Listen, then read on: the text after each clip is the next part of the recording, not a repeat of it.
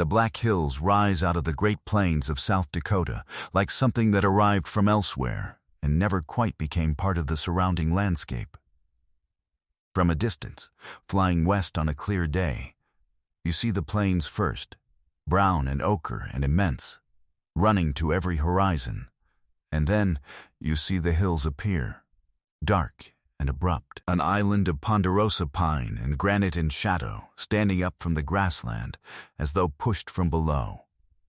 The Lakota call them Paha Sapa, the hills that are black, and they have been the center of Lakota cosmology, ceremony, and territorial identity for as long as Lakota oral tradition reaches back, which is considerably longer than the written record allows most outsiders to account for.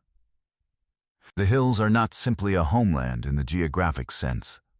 They are a sacred site in the most complete meaning of that phrase, which is to say they are a place where the ordinary world and the world that underlies it become, in the right conditions and with the right knowledge, briefly permeable to each other. In the summer of 1874, Lieutenant Colonel George Armstrong Custer led an expedition into the Black Hills under orders from the Department of the Army.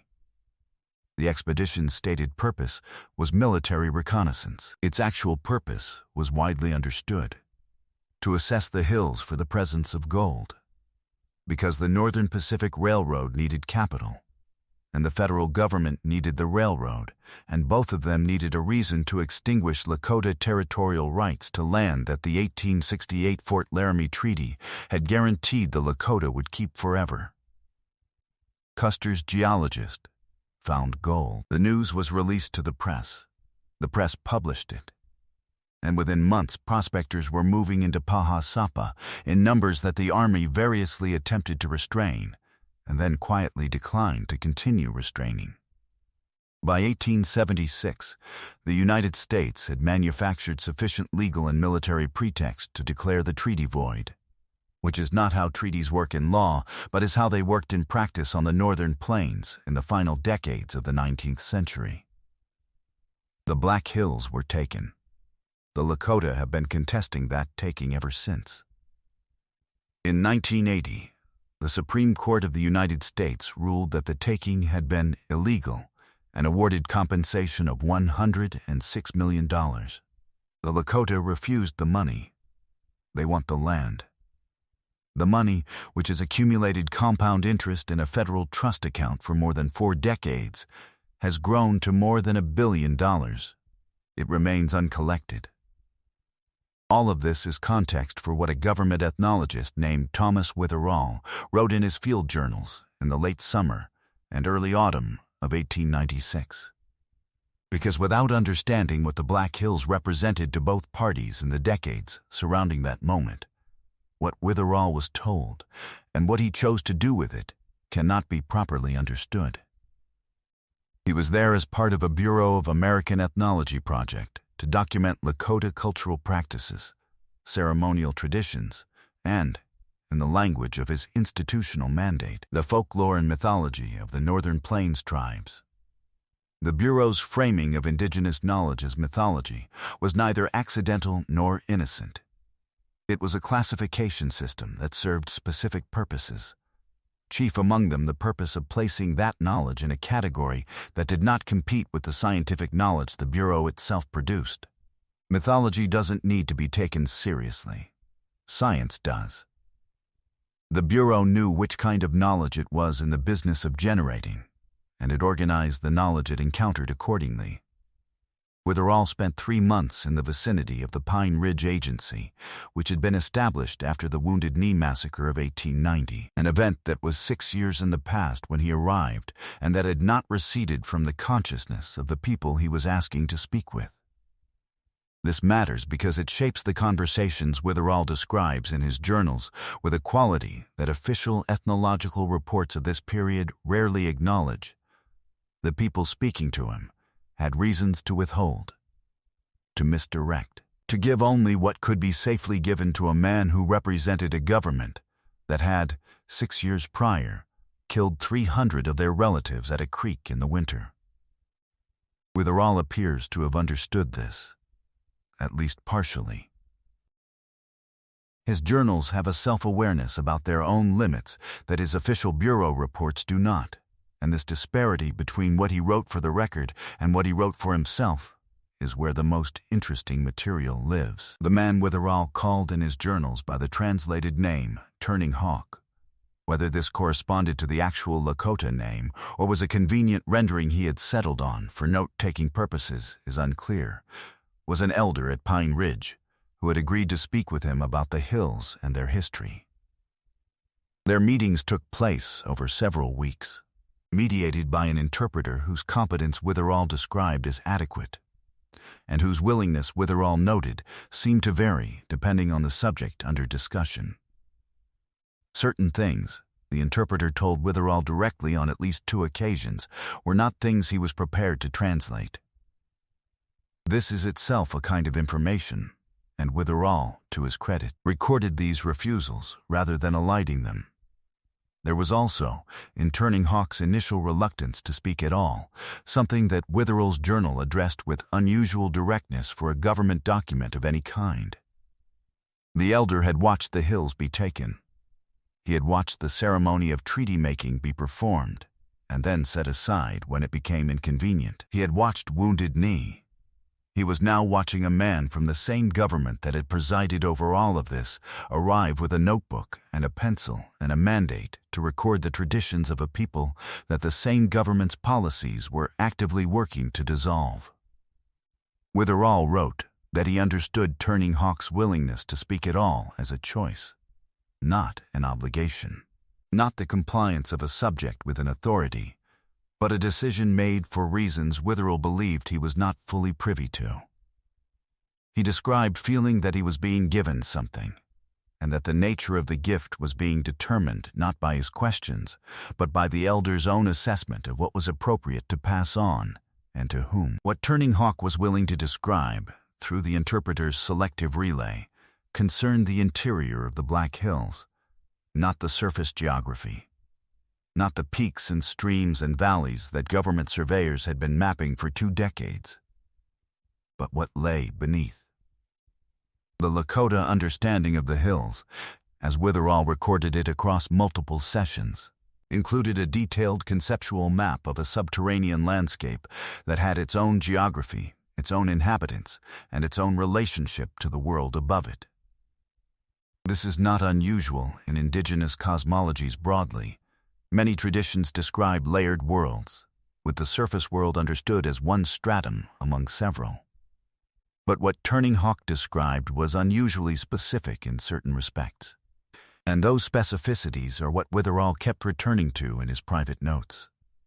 Beneath the hills, according to what Turning Hawk said, and beneath the layer of ordinary underground, the roots of trees, the passages of water, the chambers that the men who came with Custer had already begun probing for the gold they smelled there. There were spaces that had existed before the hills themselves in their current form. Older spaces. Spaces that the hills had been built around rather than spaces that the hills contained. The word Witherall's interpreter offered for them, after conferring with Turning Hawk at some length, was chambers, though the interpreter added, unprompted, that this was not quite right, that the Lakota word suggested something both more and less than a room. Something that had the quality of an interior without necessarily having walls in the sense that rooms have walls. A hollow in the fabric of things. A place where what is ordinarily solid had, for reasons that were understood as purposive rather than accidental, become otherwise. These spaces were associated, in Turning Hawk's account, with a specific kind of material.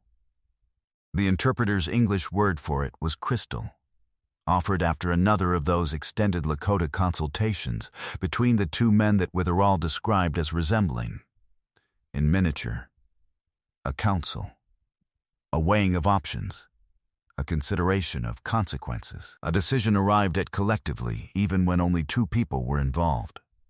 Crystal, the interpreter said. But not like the crystals the miners bring up. Not like things taken out of rock. These were crystals that had grown without being made, in the old sense of that phrase, not manufactured, not deposited by geological process in the way that quartz veins form and can be followed and extracted, but present in the way that certain things in Lakota cosmology are understood to be present, which is to say originally, fundamentally, as part of the structure of the world rather than as objects the world produced. The chambers were lined with them, or made of them, or were in some sense inseparable from them, in a relationship that the interpreter's English could not cleanly render, and that Witherall acknowledged in his notes he was probably not fully receiving even through the translation. What the chambers were for, in Turning Hawk's account, was not solely stated. Witherall recorded that he asked, and that Turning Hawk's response involved a long explanation that the interpreter abbreviated, and that when Witherall pressed for more, the interpreter told him that some of what had been said was not appropriate to relay to a person who had not undergone certain preparations. The partial answer that was relayed involved the idea of keeping the chambers as places where something was kept, had been kept, would continue to be kept, in the way that certain things in Lakota ceremonial life are kept, which is to say not stored in a passive sense, but actively held, maintained through ongoing relationship. The keeping itself understood as a form of work that had consequences if it was not performed, or if it was interfered with. The phrase Witherall's interpreter used, after a visible struggle to find English adequate to the concept, was, "They hold what the world remembers, but cannot carry on the surface." Witherall wrote that sentence down and underlined it, and then, several pages later in his journal, wrote it again, as though he was still thinking about it, and the repetition was a way of continuing to think.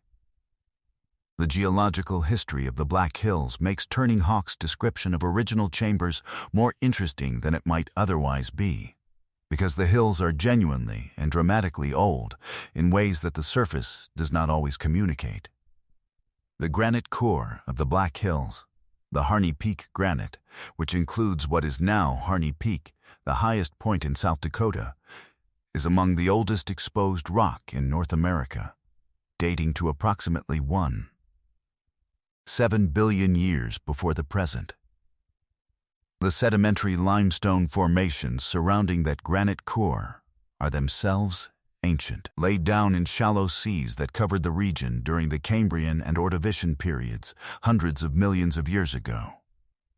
And the limestone, which is soluble in mildly acidic water, has been dissolving for much of that time in the way that limestone dissolves, which is by developing internal spaces, caves, passages, chambers, hollow places where water has moved through and taken the rock with it. Wind Cave, which sits beneath the southern Black Hills, is one of the longest known cave systems in the world, with more than 150 miles of documented passages and an unknown additional extent that remains unexplored. Jewel Cave, also in the southern hills, is longer still, documented at more than 200 miles of passage with annual additions as new sections are surveyed. Both of these caves are famous for their crystal formations. Wind Cave for its boxwork, a mineral structure found almost nowhere else on Earth.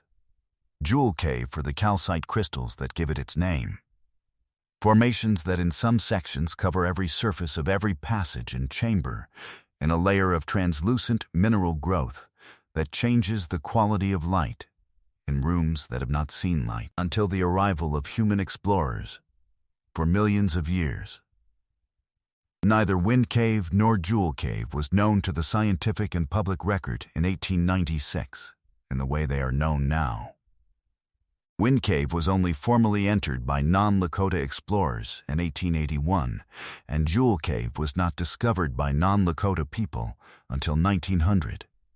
4 years after Witherall's conversations with Turning Hawk. What the Lakota had known about these cave systems, and for how long, and in what terms, is not a question the ethnological record of this period was particularly interested in pursuing. The Bureau was documenting mythology, not comparing indigenous geographic knowledge against geological surveys. But the caves were there, beneath the hills, exactly as Turning Hawk described them. Chambers that the hills had been built around, older than the landscape above them, lined with crystal that had grown without being made. Witherall submitted his official reports to the Bureau in the winter of 1896 and into 1897. They are competent documents of their period, thorough in their catalog of ceremonial practices and social structures and material culture. And they contain almost nothing of what his private journals describe. The conversation with Turning Hawk about the crystal chambers appears in the official record only as a brief notation that informants reported traditional beliefs concerning the spiritual significance of caves in the Black Hills region. Beliefs consistent with widespread Plains traditions associating underground spaces with spiritual power. This is accurate as far as it goes, which is not far. It is the kind of summary that tells you the general category of a thing while removing everything that made the thing itself worth paying attention to.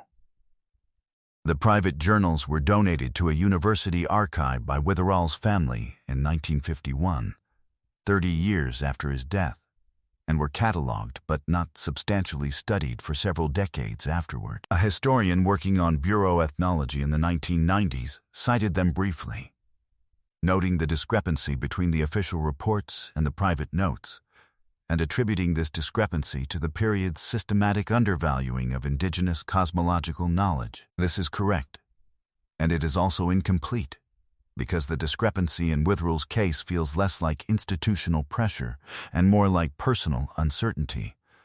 The journals suggest a man who was not sure what to do with what he was being told, not because he dismissed it, but because he could not find the framework that would let him take it seriously in the official register he was writing for. The framework he had been given was mythology. What Turning Hawk described did not feel, to Witherall, like mythology. It felt like description. He did not have a better framework, and so he wrote it down in his private notebooks and sent something else to Washington. The Lakota did not relinquish their relationship to the Black Hills when the land was taken. This is important to state plainly because it is sometimes confused, in the historical account, with a romantic persistence, the idea that a dispossessed people hold to memories of a homeland out of sentiment or cultural pride. What the Lakota maintained was not sentiment. It was a practical and ongoing ceremonial relationship with a place that continued to exist and that continued to require maintenance, even when physical access to it was restricted. The keeping that Turning Hawk described, the work of holding what the world remembers but cannot carry on the surface, was not described as something that had ended with the taking of the hills. It was described as something that continued, adapted, performed in different registers when direct access was prevented, maintained because the consequence of not maintaining it was understood to be real and consequential in ways that extended beyond the Lakota people themselves. Witherall asked Turning Hawk, at one of their later meetings, whether the chambers could be entered. The interpreter translated the question, and a long conversation followed between the two Lakota men before anything was rendered in English. What eventually came back was not a direct answer to the question as asked, but rather a reframing. The chambers could be known but not entered, in the way that certain things could be known but not possessed. The knowing was a form of relationship. The entering would be a form of taking, and the taking would sever the relationship on which the knowing depended. You could not have both. The choice of which one to want was the choice that revealed something about the person who made it. The Black Hills remain contested. The Lakota Nation continues to refuse the settlement money. Wind Cave and Jewel Cave are now federal properties administered by the National Park Service. Their crystal chambers accessible to anyone who buys a tour ticket and puts on a hard hat and follows a ranger through passages that light up under fluorescent bulbs, the calcite formations throwing back a cold white glitter. Millions of people have walked through those passages. The chambers are known, in the sense of being mapped and photographed and described in geological terms. Whether they are known in the sense that Turning Hawk meant is a different question, and it is the kind of question that does not resolve cleanly in either direction. What Witherell wrote in his private notebook on the last night he met with Turning Hawk was this. He had come to document a belief system, and instead found himself in the presence of something that felt more like a record kept in human memory across generations, with a precision that his own discipline would not have thought memory capable of sustaining. Concerning places that turned out to be real, described in terms that turned out, when he eventually learned more about the geology of the hills, to be accurate in ways he could not account for under the assumption that the description was invented. He did not know what to do with this. He wrote it in his notebook. He submitted his official reports to Washington and said something else. The chambers exist beneath the hills. They have always existed. They are lined with crystal. The light, when it finally reached them after millions of years of darkness, found them exactly as described.